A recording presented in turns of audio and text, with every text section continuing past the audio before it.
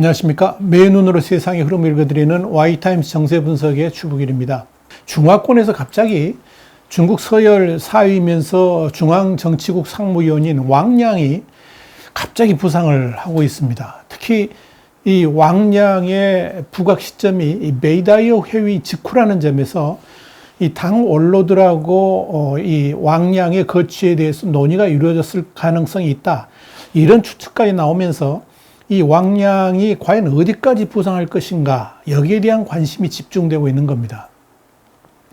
일단 중화권 매체들의 이 왕량에 대한 보도는 시진핑 후계자설 또는 이제 리커창 총리 후임, 이 두 가지 설들이 지금 나돌고 있습니다. 자, 그렇다면 왕량은 어떤 사람인가 살펴보죠. 먼저 이 현재 66세인데요. 이 왕량 상무위원은 안의성 수저우의 가난한 노동자 집안 아들로 태어났습니다. 흑수저죠. 아버지를 일찍 여인 이 왕량은 17살에 공장 노동자로 일하기 시작했고요. 문화대혁명 말기에 모범 노동자로 인정을 받으면서 지방 간부 양성 학교 교사에 임명됩니다. 이를 계기로 해가지고 이 중국 공산당 간부 양성소라고 할 수 있는 중앙당교에 입학을 해서 사실상의 정치 인생을 시작했습니다. 그리고 이 33살이라는 젊은 나이에 이 안의성의 퉁링시장에 부임을 했고요. 38살에는 급기야 이 안의성 부성장에 발탁이 되면서 이 중국 최연소 부성장 기록을 갈아치울 정도로 이 전국적인 인정을 받기 시작을 합니다. 그리고 40대에 들어서면서 중국 최고 행정기관인 국무위원회에 진출해서 요직들을 두루 거치게 됩니다. 그러면서 각종 국가발전계획 수립에 관여도 했고, 그때 이 중국 지도부들의 눈에 들게 됩니다. 그래서 후진타오 당시 국가주석의 후원으로 중국 직할시인 충칭시와 중국에서 가장 부유한 성이죠. 이 광둥성의 당서기라는 건 1인자죠. 이 당서기까지 맡게 됐습니다. 자, 이런 성장 배경을 가진 왕량 상무위원의 정치적 배경은 후진타오가 이끄는 공산주의 청년당, 그러니까 공청단파로 분류됩니다만은 그렇다고 그 파벌에 깊이 매몰되어 있지도 않은 그런 인물이다. 이런 평가를 받고 있습니다. 그래서 지난 2017년에 중국 최고 지도부인 7명의 상무위원회에 입성을 했을 당시에 왕 상무위원을 어느 계파로 봐야 될 것인가, 이 전문가들 간에도 의견이 엇갈렸을 정도였습니다. 이런 정치적 배경 때문에 시진핑 주석에게도 국무원 부총리로 발탁이 돼가지고 2013년부터 5년간 대외무역, 빈곤대책 이런 경제 분야에서 상당한 성과를 냈다, 이런 평이 나오는 겁니다. 이 왕량 상무위원회 경제 관련 가치관은 지금의 리커창 총리하고 많이 비슷하다 할 정도로 시장 자유경쟁주의자입니다. 그는 케이크 배분보다는 케이크 크기를, 그러니까 파이를 키우는 것이 더 중요하다. 이런 케이크 이론을 일관되게 주장을 해오고 있습니다. 이런 논리를 통해서 광둥성 서기 재임 기간, 그러니까 2007년에서 2012년에는 낙후산업을 퇴출시켰고, 이 고부가 가치산업을 집중 육성하는 등롱환조, 그러니까 새 장을 비우고 새로운 새를 채워 넣는다. 이 전략을 펼치면서 경제의 체질 개선, 그리고 경제 진흥을 이루었다. 이런 평가를 받습니다. 그래서 지금도 그의 시장 중시 정책을 일컬어 가지고 광둥 모델이라 할 정도로 정평이 나 있습니다. 특히 2008년 글로벌 금융위기 당시에도 관내 금융기관과 중소기업들이 도산위기에 처했을 때 이걸 무작정 도와주는 게 아니라 시장주의 원칙에 반하는 인위적인 지원은 없다, 이렇게 선언을 하면서 경제 체질 개선에도 혁혁한 공로를 세웠다, 이런 평가들이 있습니다. 이 왕량의 진로는 앞으로 어떻게 될까요? 첫 번째 이제 예상되는 게 시진핑 후계자 가능성입니다. 그러나 이 왕량 상무위원이 단순한 총리가 아니라 시진핑의 후계자로 낙점됐다는 건데요. 이게 과연 맞을까? 우선 이야기를 좀 들어보시면 결론이 여러분 쉽게 얻을 수 있을 겁니다. 홍콩에서 발행되는 명보는 25일 시진핑 후임은 왕량, 이런 제목의 논평을 냈습니다. 여기서 왕 상무위원이 최근 두 가지 점에서 주목을 받으면서 그가 시진핑 중국 국가주석의 후계자가 아니냐는 관측이 제기되고 있다, 이렇게 보도를 한 겁니다. 그 첫째가 뭐냐면 왕 상무위원이 지난 17일 열린 제10차 중앙재경위원회 회의에서 위원이 아닌데도 이례적으로 참석을 했고, 중앙재경위원회 위원인 왕우닝이라든지 중앙위석입니다. 그리고 이 한정 부총리보다도 앞서 거명됐다는 겁니다. 이 중국이나 이런 공산주의 나라에서 이름이 거일되는 순서가 굉장히 중요하죠. 실제로 당시 회의 기록을 보면 왕 상무위원은 시 주석과 리커창이 이어서 세 번째로 기록이 됩니다. 흥미로운 것은 이 중앙재경위원회 회의 참석 이번이 처음이 아니고 벌써 세 번째인데요. 8차와 9차 회의에서는 왕우닝과 한정 뒤에 거론이 됐는데 10차 때부터 이들 앞에서 거명되고 있다. 이게 굉장히 중요한 포인트입니다. 신분의 변화가 있었다는 이야기입니다. 특히 10차 회의에서 시진핑이 거론하고 있는 이 공동부유가 논의됐다. 이런 점에서 더욱더 관심을 끌고 있는 겁니다. 둘째는 뭐냐면 왕 상무위원이 지난 19일 티베트 평화해방 70주년 기념식에 중국 대표단을 이끌고 참석했다는 점입니다. 여기에 대해서 명보는 앞서서 2001년과 2011년에 걸린 이 티베트 평화해방 50주년, 60주년 기념식에는 당시 왕세자였던 후진타오 그리고 시진핑이 정부 대표단을 이끌었다고 그랬습니다. 그만큼 비중 있는 자리에 왕양 상무위원을 보냈다는 것은 시진핑 주석의 의중이 실려 있다 이렇게 보는 겁니다.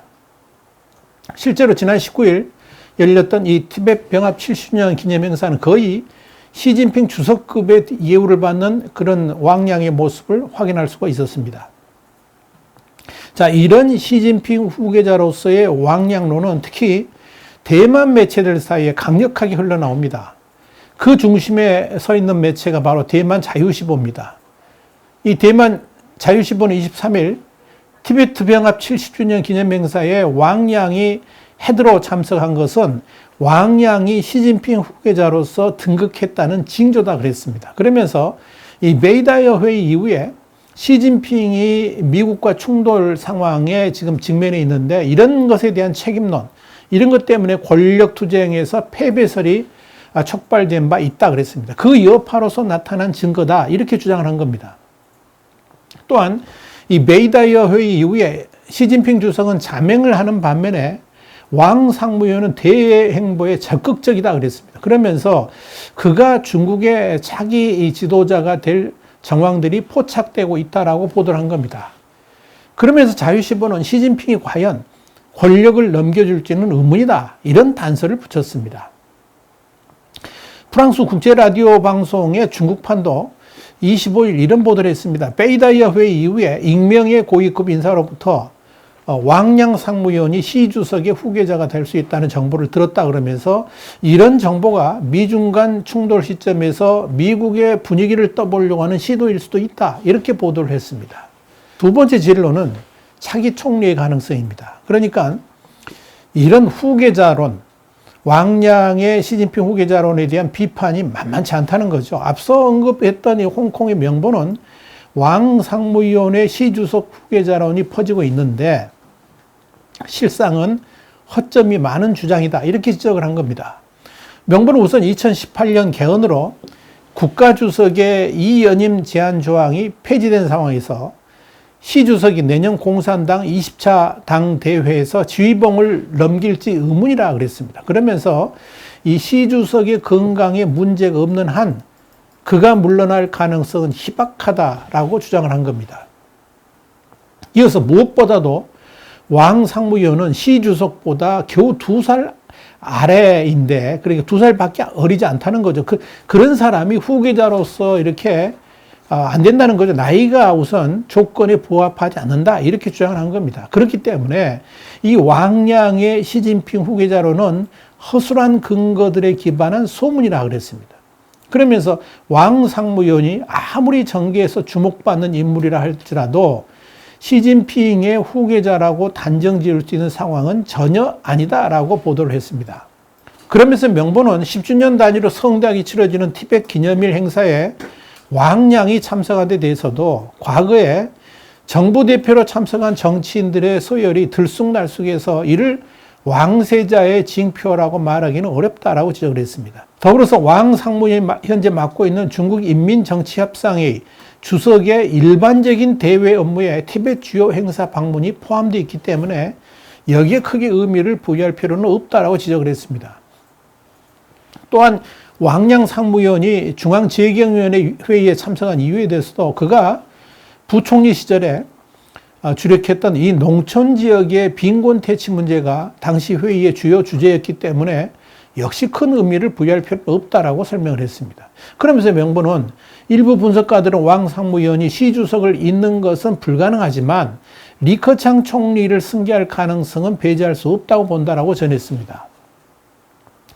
총리 임기 제한에 따라서 리커창 총리는 내년에 물러나야 됩니다. 홍콩의 명보의 주장같이 일단 이 중화권 소식통들의 상당수 전망은 왕양 상무위원이 리커창 총리를 이은 차기 총리로 당 원로들과 메이다이어 회의에서 합의가 된 것이 아닌가 이런 전망들이 잇따라 나오는 겁니다. 자, 그렇다면 왕양과 시진핑의 미래 어떻게 될까요? 중화권 매체인 노웨이는 지난 5월 4일에 이런 보도를 한 게 있습니다.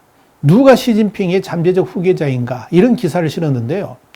여기서 노웨이는 이미 미래의 중국 지도자로 인정받아 왔고 또 그렇게 흘러갈 것으로 예상했던 후추나 부총리 외에도 시 주석의 부하 그룹인 쯔장신군의 황태자였다고 말하는 이 천민얼, 충칭시 서기죠. 그리고 리창, 상하이시 서기, 그리고 장칭웨이, 헤이룽장성 서기를 후보군으로 꼽았습니다.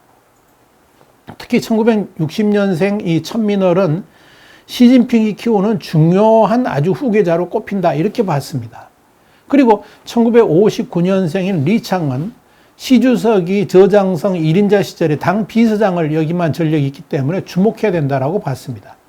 자, 이런 상황에서 왕양의 급부상은 상당히 이례적이죠. 그래서 어찌 보면 이 메이다이어 회의에서 그래도 완전한 시진핑파가 아니라 중립적일 수도 있는 인물인 이 왕양을 후계자 또는 차기 총리로 내세웠을 가능성, 이것도 충분히 있습니다.